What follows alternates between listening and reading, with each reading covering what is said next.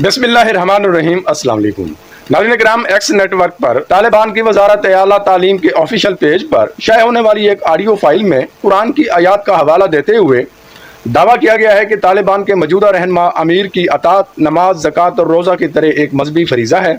نداب محمد ندیم قائم مقام طالبان وزیر برائے ہائر ایجوکیشن نے ایک تقریر میں طالبان رہنما ملا ہیبت اللہ اخندزادہ کو نبی کریم صلی اللہ علیہ وآلہ وسلم کا نائب قرار دیتے ہوئے دعویٰ کیا ہے کہ ان کی اطاعت اس وقت فرض ہو چکی ہے اور ان کی توہین حرام ہے۔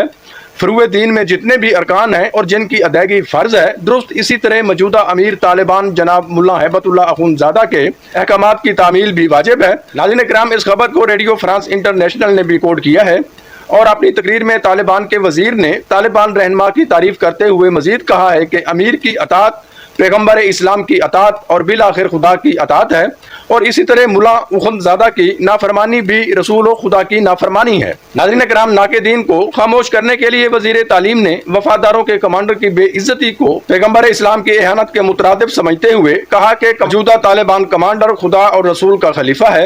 طالبان رہنما جو قندھار میں مقیم ہے ابھی تک منظر عام پر نہیں ہے۔ ناظرین کرام، خوارج دنیا اور آخرت میں بدبخت ہیں۔ رسول اللہ صلی اللہ علیہ وآلہ وسلم کی نبوت کی طرف کنجوسی سے لے کر رسول خدا کے برابر ہونے کا دعویٰ کرنا سمجھ سے بالاتر ہے۔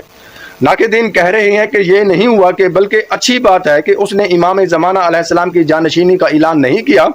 ناظرین کرام، کتنا افسوس ہے کہ ایک وزیر اپنے سردار کی اتنی خوشامد میں چلا گیا ہے کہ لوگوں کے مذہب کے نام پر اسے یعنی اپنے سردار کو ایک نبی کا نائب بنا دیا اور اس کے قول و فعل کی تعمیل کو واجب قرار دے دیا۔ لیکن یہ شخص یعنی اخندزادہ نہ تو انسان ہے اور نہ ہی خدا ترس ہے۔ یہ لوگ ذہنی مریض اور ہزاروں لاکھوں معصوم مسلمانوں کے قاتل ہیں۔ افسوس، اپنا موازنہ اللہ کے نبی سے کر رہی ہیں۔